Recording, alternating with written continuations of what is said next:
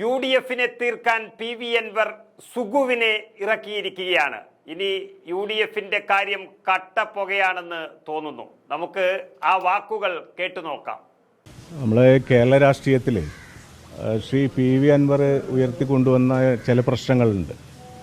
നമുക്കറിയാലോ, മലയോര ജനതയുമായി ബന്ധപ്പെട്ട പ്രശ്നങ്ങൾ, അതോടൊപ്പം തന്നെ ഒട്ടനവധി സാമൂഹിക പ്രശ്നങ്ങൾ ശ്രീ PV അൻവർ ഉയർത്തിക്കൊണ്ടുവന്നിരുന്നു. ആ ഉയർത്തിക്കൊണ്ടുവന്ന വിഷയങ്ങളൊക്കെ അഡ്രസ്സ് ചെയ്യാൻ പറ്റാവുന്ന ഒരു മുന്നണി കേരളത്തിൽ UDF ആണ് എന്നുള്ളൊരു ബോധ്യത്തിൻ്റെ അടിസ്ഥാനത്തിലാണ് UDFുമായി സഹകരിച്ച് പ്രവർത്തിക്കുക എന്നുള്ള നിലയിൽ ഞങ്ങൾ UDFിൻ്റെ നേതൃത്വത്തിന് കത്ത് നൽകിയിട്ടുള്ളത്. ഏകദേശം 5 മാസത്തിലേറെയായി UDF നേതൃത്വത്തിന് തൃണമൂൽ കോൺഗ്രസ് UDFിൻ്റെ ഭാഗമാക്കി മാറ്റണം എന്ന് അഭ്യർത്ഥിച്ചുകൊണ്ടുള്ള കത്ത് നൽകിയിട്ട്.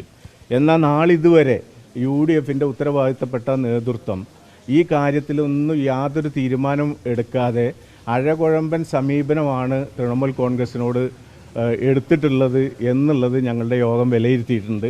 ആ വിലയിരുത്തിയതിൻ്റെ അടിസ്ഥാനത്തിൽ വരാൻ പോകുന്ന നിലമ്പൂരിലെ ഉപതെരഞ്ഞെടുപ്പിൽ തൃണമൂൽ കോൺഗ്രസ് മത്സര രംഗത്തുണ്ടാവും എന്നുള്ളതാണ് പറയാനുള്ളത്. 2 ദിവസം സമയം ഞങ്ങൾ ഉയർത്തിക്കൊണ്ടുവന്ന അല്ലെങ്കിൽ ഞങ്ങൾ ആവശ്യപ്പെട്ടിട്ടുള്ള UDF നേതൃത്വത്തിനോട് ആവശ്യപ്പെട്ടിട്ടുള്ള കാര്യത്തിൽ തീരുമാനമെടുക്കുന്നതിന് 2 ദിവസത്തെ സമയം ഞങ്ങൾ UDF നേതൃത്വത്തിന് നൽകുകയാണ്. ആ 2 ദിവസം കഴിഞ്ഞാൽ നിലമ്പൂരിൽ ശ്രീ PV അൻവർ മത്സരരംഗത്തുണ്ടാവും എന്നുള്ളതാണ് ഇന്നത്തെ നിയോജക മണ്ഡലം കമ്മിറ്റിയുടെ തീരുമാനം എടുത്തിട്ടുള്ളത്. ആ തീരുമാനം ഞങ്ങളുടെ സംസ്ഥാന എക്സിക്യൂട്ടീവ് യോഗം 30-ാം തീയതി മഞ്ചേരി വെച്ച് ചേരുന്നുണ്ട്. ആ യോഗത്തിൽ നിയോജക മണ്ഡലത്തിൻ്റെ തീരുമാനം ഞങ്ങൾ അറിയിക്കും. ആ തീരുമാനം എക്സിക്യൂട്ടീവ് അംഗീകരിക്കും എന്നുള്ളതാണ് പ്രതീക്ഷ. അതായത് മത്സരമായി മുന്നോട്ട് പോകുക എന്നുള്ളതാണ്. PV അൻവർ മത്സരരംഗത്തുണ്ടാവും.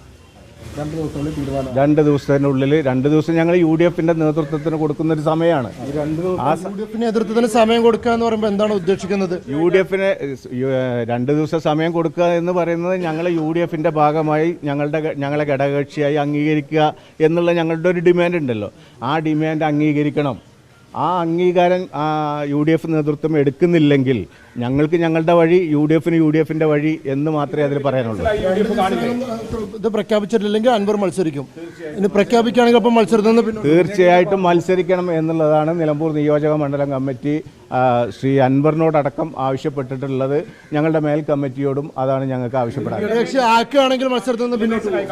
ഇത് വിലപേശുന്ന കാര്യമൊന്നുമില്ലല്ലോ. ഞങ്ങൾ ആ ഒരു 5 മാസം മുമ്പ് കൊടുത്തൊരു കത്ത് ഈ തെരഞ്ഞെടുപ്പിൻ്റെ തലേനാൾ വിലപേശുകയാണെന്ന് പറയുന്നിടത്ത് എന്താ ന്യായമുള്ളത്? മത്സരത്തിൽ നിന്ന് പിന്നോട്ട് അല്ല, അതാണല്ലോ പറഞ്ഞത്. ഞങ്ങൾ PV അൻവർ ഉയർത്തി കൊണ്ടുവന്നിട്ടുള്ള വിഷയങ്ങളുണ്ടല്ലോ, ആ വിഷയങ്ങൾ അഡ്രസ്സ് ചെയ്യാൻ UDF മുന്നണിക്ക് സാധ്യമാവുള്ളൂ. അത് ഭരണകക്ഷിയുമായി ബന്ധപ്പെട്ട പ്രശ്നങ്ങളാണല്ലോ ഞങ്ങൾ ഉയർത്തിക്കൊണ്ടുവന്നിട്ടുള്ളത്. അപ്പോൾ അപ്പുറത്ത് നിൽക്കുന്ന UDF ആണല്ലോ. അന്ത്യശാസനമാണ് നൽകിയിരിക്കുന്നത്. ആകെ നാണം കെട്ട് നിൽക്കുമ്പോൾ ഒരു സുഖുവെങ്കിലും ഉണ്ടല്ലോ എന്നൊരു ആശ്വാസത്തിലാണ് PV അൻവർ. എന്നാൽ വിരട്ടലൊന്നും കാര്യമാക്കണ്ട. PV അൻവർ ആകെ വെള്ളത്തിൽ വീണ പൂച്ചയായിരിക്കുകയാണ്. ഒരു ചുക്കും ചെയ്യാൻ അദ്ദേഹം പോണില്ല. 2 ദിവസത്തിനുള്ളിൽ UDFിൽ എടുത്തില്ല എങ്കിൽ ഞങ്ങളുടെ കാര്യം തീരുമാനിക്കുമെന്ന് സുഗുവിനെ കൊണ്ട് പറയിപ്പിക്കുന്ന അൻവർ ഒരു പുല്ലും ചെയ്യാൻ പോകുന്നില്ല.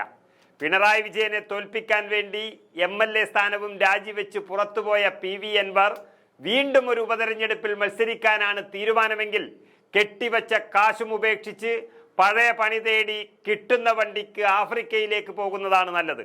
അത് അദ്ദേഹത്തിൻ്റെ രാഷ്ട്രീയ ആത്മഹത്യയായിരിക്കും. ഇപ്പോൾ ഇടതുമുന്നണിക്ക് മാത്രമേ PV അൻവറിനോട് വെറുപ്പുള്ളൂ.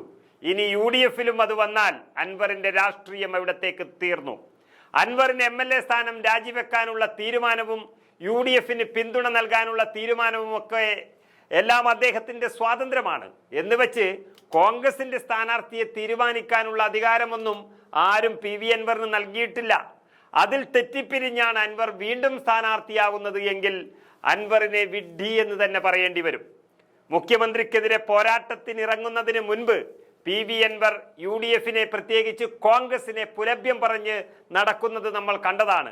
അത് സാധാരണ കോൺഗ്രസ് പ്രവർത്തകരെ മുതൽ അങ്ങ് രാഹുൽ ഗാന്ധിയെ വരെ ചീത്ത വിളിക്കുമായിരുന്നു PV അൻവർ. പ്രതിപക്ഷ നേതാവ് VD സതീശനെ വെറുതെ അപമാനിക്കാൻ എത്രയോ തവണ ശ്രമിച്ചു. എന്നാൽ രാജിവെച്ചതിന് ശേഷം വളരെ മാന്യമായ ബഹുമാനവും പരിഗണനയുമാണ് അൻവറിന് കോൺഗ്രസും UDFും കൊടുത്തിരുന്നത്. എന്നാൽ കോൺഗ്രസിന്റെ സ്ഥാനാർത്ഥിയെ ഞാൻ നിശ്ചയിക്കാമെന്നും അത് നടന്നില്ല എങ്കിൽ തനിക്ക് ചില തീരുമാനങ്ങൾ എടുക്കേണ്ടി വരുമെന്നുകൂടി അറിയിച്ചപ്പോഴാണ് പോയി പണി നോക്കാൻ കോൺഗ്രസ് പറഞ്ഞതും അവർ അവരുടെ സ്ഥാനാർത്ഥിയെ പ്രഖ്യാപിച്ചതും.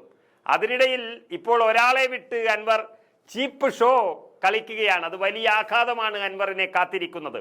UDF മുന്നണി പ്രവേശനത്തിൽ ഉപാധി വെച്ചിരിക്കുകയാണ് അങ്ങനെ അൻവറിന്റെ തൃണമൂൽ കോൺഗ്രസ്. ആവശ്യങ്ങൾ പരിഗണിച്ചില്ല എങ്കിൽ അൻവറിനെ മത്സരിപ്പിക്കുമെന്നാണ് വ്യക്തമാക്കിയത്. ഇന്ന് ചേർന്ന നിലമ്പൂർ മണ്ഡലം കമ്മിറ്റിയിലാണ് അൻവറിനെ തെരഞ്ഞെടുപ്പിൽ മത്സരിപ്പിക്കാമെന്ന തീരുമാനത്തിലെത്തിയത് എന്നാണ് അവർ പറയുന്നത്. ഈ പറയുന്നവർക്ക് നിലമ്പൂരിന് മുകളിൽ ഒരു കമ്മിറ്റി ഉണ്ടോ എന്നുള്ളത് തന്നെ സംശയമാണ്. ആ യോഗത്തിലെ തീരുമാനങ്ങൾ മണ്ഡലം പ്രസിഡന്റ് സുഗു ആണ് ഇപ്പോൾ പറഞ്ഞിരിക്കുന്നത്. സുഗു അങ്ങനെ പറയുമ്പോഴും അൻവർ UDF നേതാക്കളുടെ കാല് പിടിക്കാൻ പോകുന്ന തിരക്കിലാണിപ്പോൾ. ചെറുതും വലുതുമായ നേതാക്കളെ എല്ലാം കാണുകയാണ് PV അൻവർ. കുഞ്ഞാലിക്കുട്ടി സാഹിബിനെയും K സുധാകരനെയും ഒക്കെ കണ്ടു കഴിഞ്ഞിരിക്കുന്നു. ഇത്രയും പെട്ടെന്ന് തന്നെ തൃണമൂലിനെ ഘടകകക്ഷിയായി അംഗീകരിക്കണമെന്നും ഘടകകക്ഷിയാക്കണമെന്ന ആവശ്യം അംഗീകരിച്ചില്ല എങ്കിൽ അൻവറിനെ മത്സരിപ്പിക്കുമെന്നൊക്കെ പറയുന്നുണ്ടെങ്കിലും ഒരു ചുക്കും ചെയ്യാൻ പോണില്ല. PV അൻവറിനെ മത്സരിപ്പിച്ചാൽ ജയിക്കാനുള്ള സാഹചര്യം നിലമ്പൂരിൽ ഉണ്ട് എന്നാണ് അവർ പറയുന്നത്. മത്സരം UDF-ഉം LDF-ഉം തമ്മിലാകുമ്പോൾ അൻവറിന് കെട്ടിവെച്ച പണം പോലും കിട്ടില്ല എന്നുറപ്പാണ്. കാരണം വീണ്ടും മത്സരിക്കാനാണെങ്കിൽ PV അൻവർ രാജിവെക്കേണ്ടുന്നൊരാവശ്യമില്ലായിരുന്നു എന്ന് അവിടെ ജനങ്ങൾ പറഞ്ഞു തുടങ്ങി. ഏതായാലും UDF-ന്റെ വീട്ടിൽ കയറി അവിടെ ഇടപെടാൻ നോക്കിയത് തെറ്റാണെന്ന് പറഞ്ഞ് സമസ്താപരാധവും ഏറ്റുപറഞ്ഞ് ദിവസങ്ങൾക്കുള്ളിൽ PV അൻവർ ആര്യാടൻ ഷൗക്കത്തിന് വേണ്ടി വോട്ട് പിടിക്കുന്നത് ഈ കേരള രാഷ്ട്രീയം കാണും.